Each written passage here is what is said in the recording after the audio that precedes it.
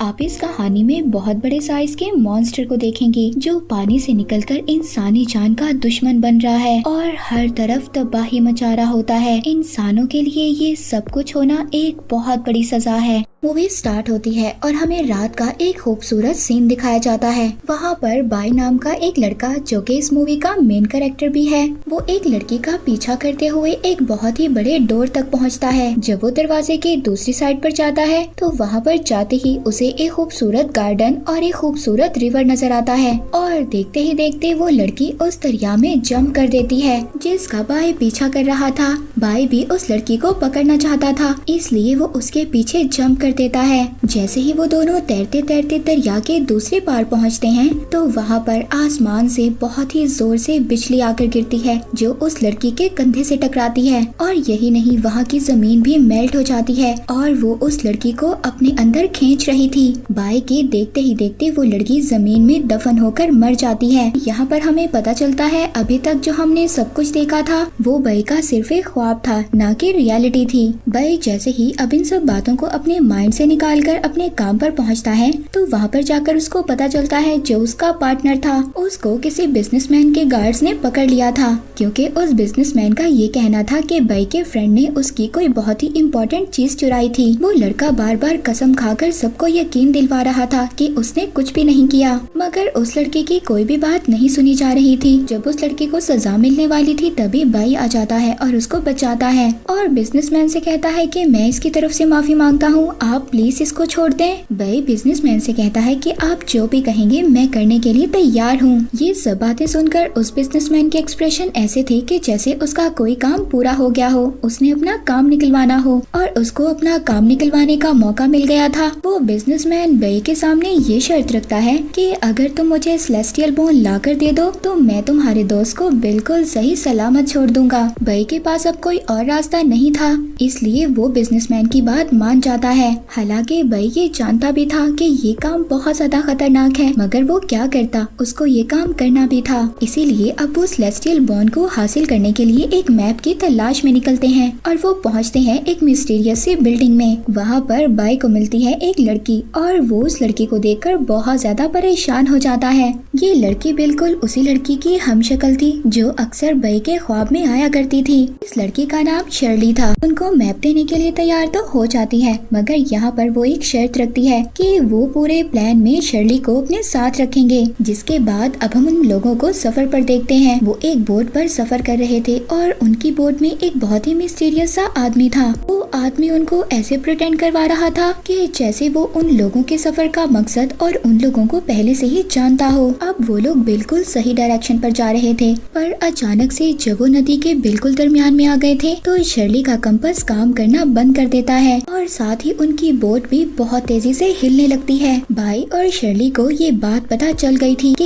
यहाँ पर कोई ना कोई बहुत बड़ा मॉन्स्टर है। बोट के फ्रंट पर खड़े होकर पानी के ऊपर देखने लगते हैं। पहले तो उनको कुछ भी नजर नहीं आता, पर अचानक से एक बहुत बड़ा मॉन्स्टर उनकी बोट पर अटैक कर देता है, जिसकी वजह से उनकी बोट टूट जाती है। पानी में गिरने ही वाली थी, पर यहाँ पर बाई उसको बचा लेता है। इसके बाद वहाँ पर बाई के सभी फ्रेंड्स इकट्ठे हो जाते हैं उस मॉन्स्टर से लड़ने के लिए। बाई को यहाँ पर एक आइडिया आता है। वो बोट का सेफ क्लॉथ उतारकर उसको एक ट्रैप में चेंज कर देता है ताकि वो इस ट्रैप में उस मॉन्स्टर को कैद कर सके। वो मॉन्स्टर जैसे ही इनकी बोट पर जंप करता है, बाई उसको अपने बनाए हुए ट्रैप में फंसा तो लेता है, लेकिन उस मॉन्स्टर ने एक ही झटके में उस ट्रैप को तोड़ दिया था। अब मॉन्स्टर को बहुत ज्यादा गुस्सा आ गया था, जिसकी वजह से मॉन्स्टर ने बोट पर तोड़ फोड़ शुरू कर दी थी और वहाँ पर अब वो सबको खाने ही वाला था। तभी यहाँ पर एंट्री लेता है वही मिस्टीरियस आदमी जिसको हमने इनकी बोट के सफर पर स्टार्ट में देखा था। वो अपने इलेक्ट्रिक वेपन से मॉन्स्टर पर अटैक करता है। उस मॉन्स्टर को बहुत ज्यादा दर्द हो रहा था और आखिरकार वो मॉन्स्टर उनकी बोट छोड़कर वहाँ से चला गया था।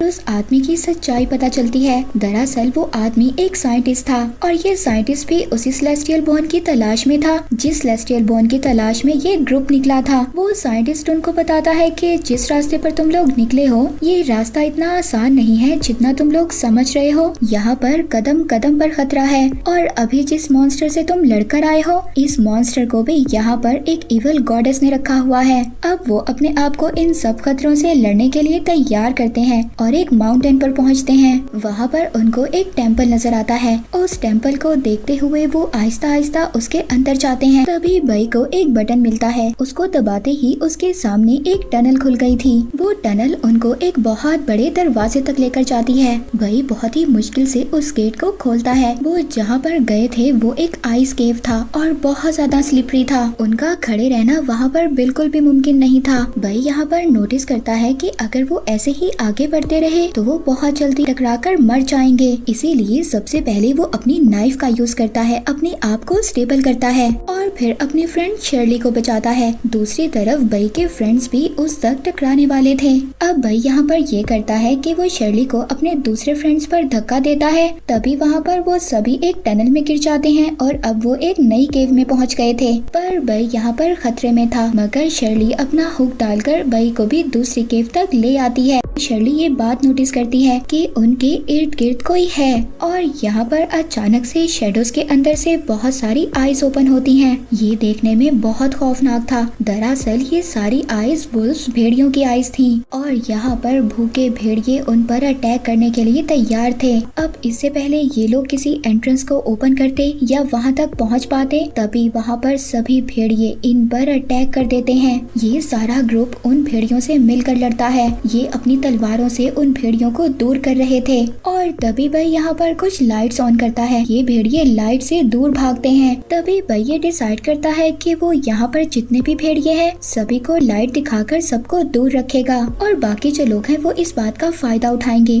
वो ऊपर वाले एंट्रेंस से बाहर निकलने की कोशिश करेंगे। शर्ली यहाँ पर अपना एंकर यूज करती है और वो उससे रस्सी बांधकर ऊपर वाले एंट्रेंस से अटैच कर लेती है। अब जब वो ऊपर चढ़ने की कोशिश कर रही थी तो वहाँ पर जो वुड्स थी वो टूट जाती हैं। शर्ली तो नीचे गिर गई थी, मगर वो जो ऊपर का होल था उसके टूटने से उस केव के अंदर सूरज की रोशनी आ गई थी। तो यहाँ पर भेड़ियों पर ये कर्ज था कि वो सूरज की रोशनी में नहीं आ सकते थे कि सूरज की रोशनी उनकी स्किन को जला देगी। इसी वजह से वो भेड़िए उनसे दूर हो जाते हैं, मगर अभी भी वो भेड़िए इनके खून के प्यासे थे और वो इनको खाकर अपनी भूख मिटाना चाहते थे। पर लकीली उन भेड़ियों को इस बात का मौका नहीं मिलता। वो सब लोग सूरज का फायदा उठाकर उस एंट्रेंस से बाहर निकल जाते हैं, मगर तभी अचानक वहाँ पर सूरज के आगे बादल आ जाते हैं और धूप बिल्कुल खत्म हो जाती है। अब बई उन वुल्फ्स के साथ ही उसी केव में फंस गया था। बई के फ्रेंड मिरर से उसके ऊपर शेडो बनाते हैं और बमुश्किल उसे ऊपर ले ही आते हैं। इतने ज्यादा खतरे बर्दाश्त करने के बाद अब उनके अंदर बिल्कुल भी हिम्मत नहीं थी कि वो आगे और ज्यादा खतरों को बर्दाश्त कर पाते। इसीलिए अब वो सारे के सारे लोग सेलेस्टियल बोन को लिए बगैर ही वापिस आ जाते हैं। जब वो लोग शहर वापस आ गए थे, शर्ली अपने फ्रेंड बई की बैंडेज कर रही थी। तभी नजर आता है कि जैसा निशान उसकी बैग पर था बिल्कुल वैसा सेम निशान बई की भी बैग पर था। शर्ली अपनी सारी टीम को इकट्ठा करती है और उस निशान के बारे में सबको बताती है। वो निशान कोई आम निशान नहीं था बल्कि वो एक कर्ज था।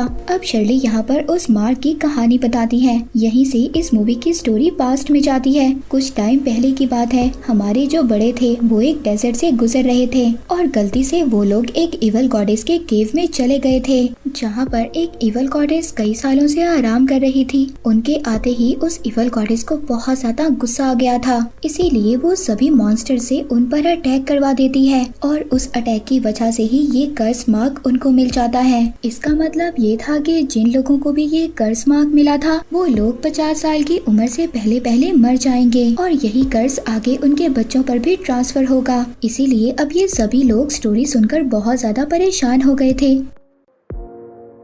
वो शर्ली से पूछते हैं क्या कोई रास्ता है इस कर्ज से बाहर निकलने का। बताती है कि जिस सेलेस्टियल बोन की तलाश में हम पहले निकले थे वो ही सेलेस्टियल बोन इस निशान को खत्म कर सकता है। बई जो कि अब शर्ली को बहुत ज्यादा पसंद करने लगा था, वो ये डिसाइड करता है कि वो शर्ली को ऐसे मरने नहीं दे सकता। वो हर हाल में सेलेस्टियल बोन लेकर शर्ली की जान बचाएगा। अब इस काम में उसके सभी ग्रुप के लोग भी उसकी हेल्प करने के लिए तैयार थे।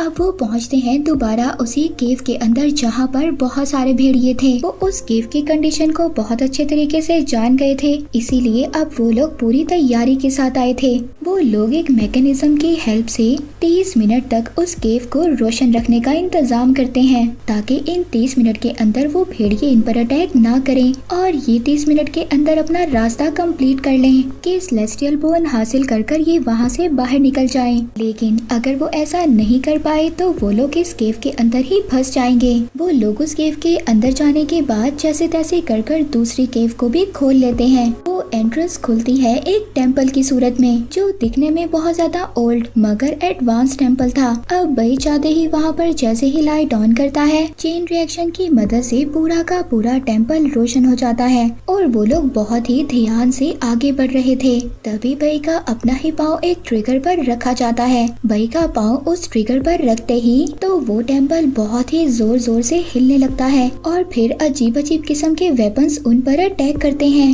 वहाँ पर एक तरफ से तीर निकल रहे थे तो दूसरी तरफ से तलवार, जिससे वो बहुत मुश्किलों से बचते हैं, मगर अभी उनसे वो बचे ही थे। तभी उन पर बहुत बड़े बड़े स्पाइक्स गिरने लगते हैं। उनको अब ऐसा फील होता है कि उन्होंने सभी खतरों को पार कर लिया है। उनके सामने एक टॉम्ब अपीयर होता है। उस टॉम्ब के ऊपर वही सेलेस्टियल बोन घूम रहा था जिसकी तलाश में ये लोग यहाँ तक आए थे। यहाँ पर इन पर और भी बहुत बड़े बड़े मॉन्स्टर्स अटैक कर देते हैं। बई जैसे ही उस सेलेस्टियल बोन को उठाकर अपने बैग में रखता है, तभी वहाँ पर बहुत बड़े बड़े स्पाइडर्स आकर इन पर अटैक कर देते हैं, जिनसे बचने के लिए पूरे का पूरा ग्रुप उनसे फाइट करता है। तभी बई ये बात नोटिस करता है कि ये सभी क्रिएचर सेलेस्टियल बोन के लिए स्ट्रगल कर रहे हैं उसको बचाने के लिए। अब बई तभी यहाँ पर एक प्लान करता है। वो अपने सभी ग्रुप मेंबर्स को वहाँ से भेज देता है और खुद उन बड़े बड़े स्पाइडर्स के दरमियान में खाने का चारा बन जाता है, क्योंकि उसके पास सेलेस्टियल बोन थी।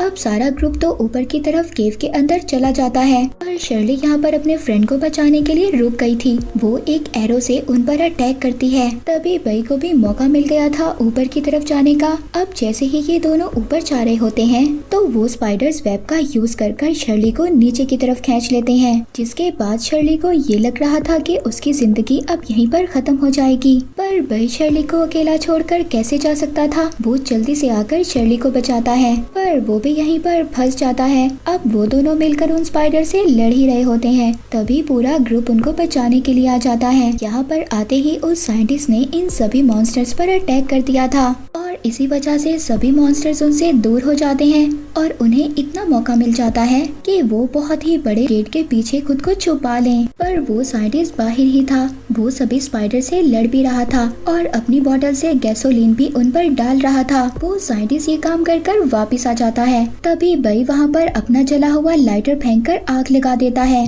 जैसे कि हमने पहले देखा था कि एक लाइट ऑन करने से पूरा का पूरा टेम्पल रोशन हो गया था, तो इसका मतलब ये था कि इस टेम्पल में चेन रिएक्शन हो रहा था। तो अब यहाँ पर थोड़ी सी आग लगाने से पूरा का पूरा टेम्पल ब्लास्ट हो जाता है। ब्लास्ट होने की वजह से वहाँ पर बहुत ज्यादा आग लग गई थी और अब ऑक्सीजन लेवल भी खत्म हो रहा था, जिसका सिंपली मतलब ये था कि यहाँ पर जितने भी लोग फंसे हुए थे सभी मर जाएंगे। तभी जब इन सब लोगों को ये पता चलता है कि ये लोग अब नहीं बचेंगे, तो सभी लोग वहाँ पर अपने हाथों को एक दूसरे से बांध लेते हैं, जैसे कि वो एक यूनिटी शो कर रहे हो। और जैसे ही ये करते हैं तभी शर्ली का कंपास दोबारा से काम करना छोड़ देता है, जिसे ये सभी लोग देखकर बहुत ज्यादा हैरान हो गए थे, क्योंकि जब पहली मर्तबा शर्ली का कंपास काम करना बंद किया था तो उनके ऊपर सबसे पहले रिवर मॉन्स्टर ने अटैक किया था। और तभी उन्हें ये बात पता चलती है कि ये टेम्पल रिवर के बिल्कुल दरमियान में था और इनके आसपास वही रिवर मॉन्स्टर भी है। और इनकी सोच के मुताबिक बिल्कुल ऐसा ही होता है।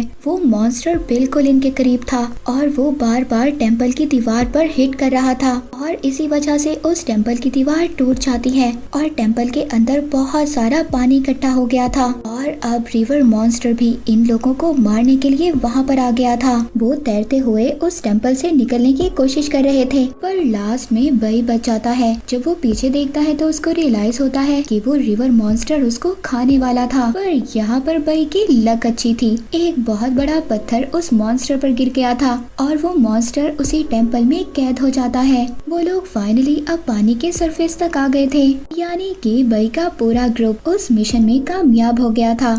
सब लोग ट्रेन में बैठकर सफर कर रहे थे वापस अपने घर जाने के लिए। तभी शर्ली बई का शुक्रिया अदा करती है कि उसने बार बार शर्ली की जान बचाई। तभी यहाँ पर बई सबसे कहता है उस इवल गॉडेस ने जिन जिन लोगों को ये कर्ज दिया है, इस सेलेस्टियल बोन की मदद से हम सारे लोगों का कर्ज खत्म कर देंगे। बई का सारा ग्रुप उसकी बात मान जाता है। इसी के साथ ये मूवी यहीं पर एंड हो जाती है।